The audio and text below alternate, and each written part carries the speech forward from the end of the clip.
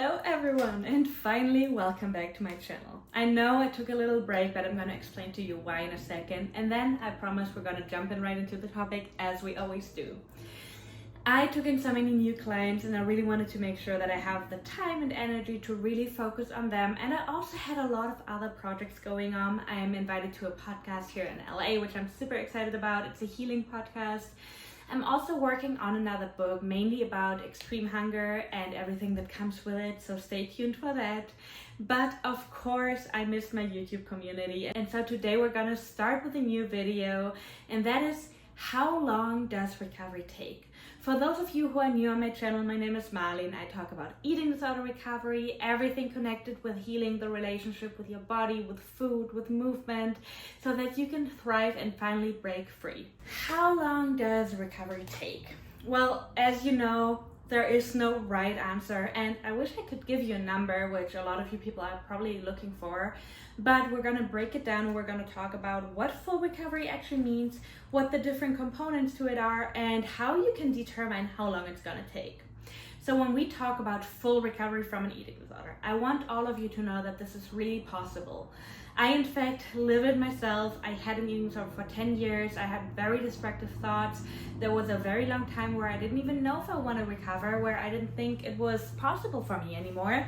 I also had a lot of doctors, therapists tell me that it's chronic disorder. And for a very long time, I didn't even believe in full recovery until I found others who spoke about their recoveries and who spoke about the fact that full recovery is indeed possible.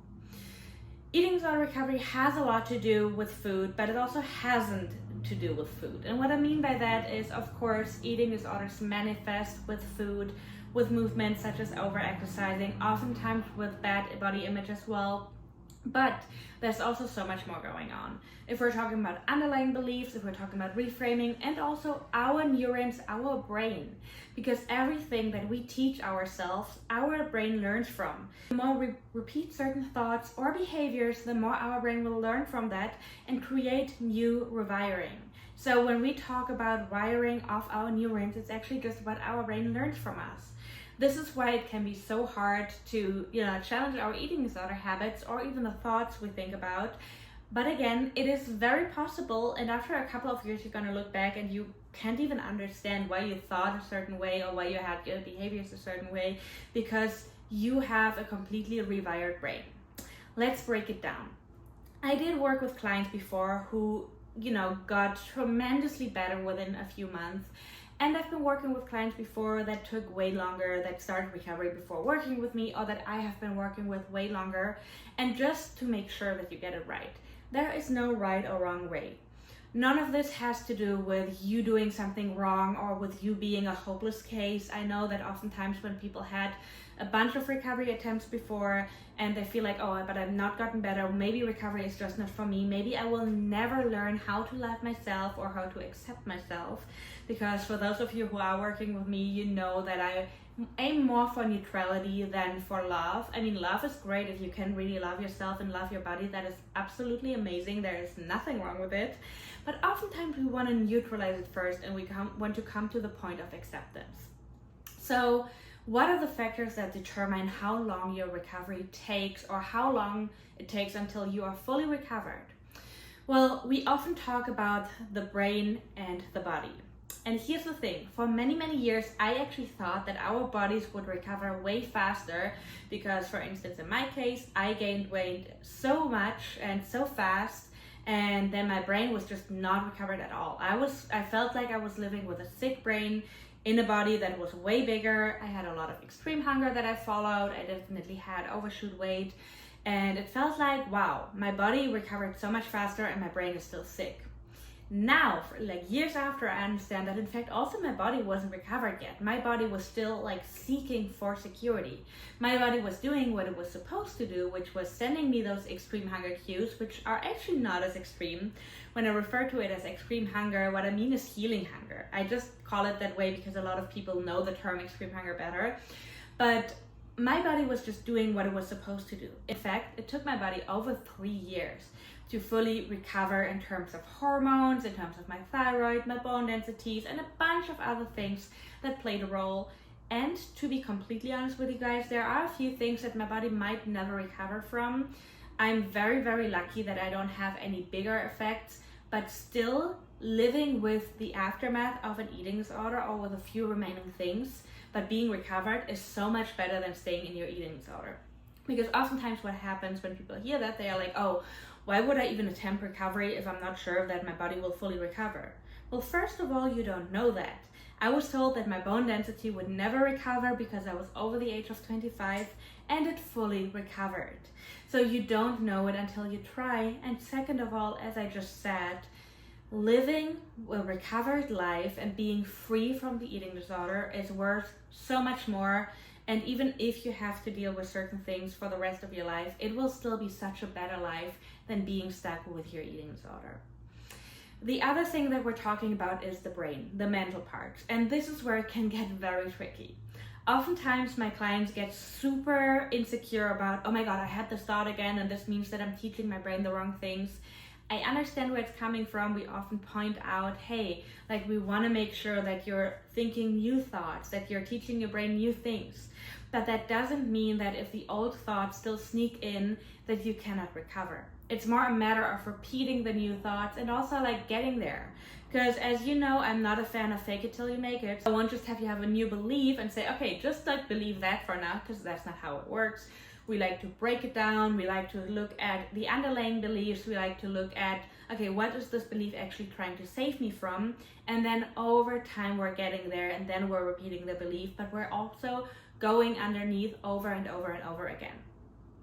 Eating disorder recovery cannot happen with just thinking. As I always say, you can't think yourself out of an eating disorder, but oftentimes just working on the eating part might also not be enough. That might work for a few people. I'm actually not saying that it's impossible, but oftentimes we have to work on both ends. We do want to renourish, we do want to normalize the eating patterns, we do want to neutralize food, not thinking in good or bad foods anymore, learning to listen to our intuition, which is something that normally comes way, way later in recovery and not in the beginning. But we also want to rewire the thoughts. So what are the differences between somebody who, makes so much progress in such a short amount of time in comparison to somebody who may take longer? First of all, there are so many different levels to it that it's hard to compare. If somebody struggles with other mental health issues, maybe use their eating disorder mainly as a coping mechanism, maybe even has trauma or other things to work on, it might take longer, and that is totally fine. Because you're trying to heal so many different parts of yourself, you're trying to work on so many different things, maybe in combination with a therapist. Oftentimes we have a treatment team where I'm the coach, or we have a dietitian and a therapist, and so we're working on different ends, and that is totally fine, and that just needs time. There is nothing wrong with you because you're making sure that you're healing all of these parts, that you're not just focusing on one thing, but you're healing all of it, and that is amazing, and that takes time, but it will be so worth it in the end. Another reason can be the patient's or the client's motivation, and with that as well. Of course, motivation is super important. In fact, you need to have some kind of motivation to get out of your current situation, to get out of the eating disorder. But motivation will not stay the same. You will have days where you feel way more motivated, and you will have days where you feel like, oh my God, my whole motivation is gone. And it's more about pushing through those days where you don't feel motivated, but you still choose recovery. So we don't want to solely rely on the motivation, but it does make a difference if you have some kind of motivation. Oftentimes clients don't even know what they want to recover for because they've lived with an eating disorder for so long, and that is fine. Recovery is more about finding that out, about getting to know yourself again, getting to know your passions again. It's kind of like a blank canvas, and you have all the freedom to get to know everything that's out there and to get to know who you are without an eating disorder. I know that this can feel so scary because oftentimes it feels like I don't even know who I am. But again, that's the beauty of it. And I promise you, you will find out, and that way can be very, very beautiful. But the motivation comes and goes. There are people who have a little bit of a harder time to self-regulate, meaning that once their fears, the panic, the eating disorder, the emotion, all of that comes up, it's harder for them to self-regulate and to then get back to connecting with their motivation, whereas other people sometimes have a little bit of an easier time. Again, None of them is better or worse. It's more about learning to regulate yourself. Some people never really learned that. Some people never learned that in their childhood, or they have been dysregulated for so long that it can be harder to get to that point of regulating again, which doesn't mean that recovery is not possible for them. It just means that it takes a little bit of time to learn to self-regulate yourself, and you can still work on your recovery while you're learning to self-regulate. It might just take a little bit longer. Another thing that is super important for me to point out is the renourishing part. I said before, you cannot think yourself out of an eating disorder, and I really, really mean that. A lot of people do experience extreme hunger, and for them it might actually be quote unquote easier, and I'm going to get back to that statement in a second, to renourish and to eat enough and to make sure that their body is getting the energy, and also that they're challenging their fear foods. When I say it makes it easier, I know that there's people out there who are watching and who say, you don't know what you're talking about. It is the hardest thing I've ever done. Extreme hunger sucks and all these things. And I completely understand it. I experience extreme hunger myself, and I know how tough it can feel. But I also know how tough it can be for people who don't really have those hunger cues and who are like, not even know how to challenge their fear foods, because if they would just listen to their body, they would probably continue eating the way they do because their bodies are so used to that way and they don't even experience that hunger. In the end, it's debatable which part has it easier, and I think it's also not about that, because everyone's story and everyone's recovery is so individual that it doesn't even matter. Both parts have things they struggle with and they have to work on, and it's more about finding the individual way than to compare. But when it comes to the renourishing part, it is extremely important to understand that you cannot recover without taking care of that part. Whether it is listening to your extreme hunger, or whether it is not having extreme hunger and still challenging your fear foods and making sure that you're eating enough but without counting or measuring, both parts are equally important. You cannot recover from an eating disorder while still restricting, while still over-exercising, while still holding on to those coping mechanisms. And this is oftentimes where it becomes so tricky, because those are the urges that become so loud and so strong, and they have been for quite a while, which is the whole reason why you've struggled with an eating disorder for so long. But challenging that is extremely important. So for someone who's in quasi-recovery, and who might not challenge their fear foods, who might say, oh, I'm eating a little bit more, but I'm still working out and I'm still measuring, or I'm still avoiding foods, that will prolong the recovery process. And for those of you who are watching and who are like, oh my God, I was in quasi for so long and I'm actually just getting started, please don't worry. Please still continue. Because in the end, it's about to start. It's about choosing full recovery, regardless of if you were in quasi before or not. That doesn't mean that you won't recover. I'm just explaining why certain things can prolong the recovery process. Another thing is the constant decision to work against diet culture and to work against your former reality. Because oftentimes what happens, if we challenge these things enough, there might come a point of panic. Whether that is because of your changing body, whether it is because the coping skills feel like they're gone because your eating disorder was your coping mechanism, which is why it is so important to also work on new coping skills. Like, okay, if I don't have my eating disorder to cope anymore, what can I use? How can I learn to cope with situations? But at one point, there might be panic. And to be completely honest with you, in most of the cases, there will be panic at one point. One more time, I'm not saying that to scare anyone, but for those of you who are watching and who are in recovery, I want you to know that this is normal and it is okay. I think I've never worked with anyone who didn't have a moment of panic or even a phase of panic. Sometimes it takes longer, sometimes it comes and goes, but the panic, unfortunately, is a really, really, really common thing in eating disorder recovery, and it doesn't mean that you won't recover and that you won't overcome this panic, but it is very uncomfortable, of course.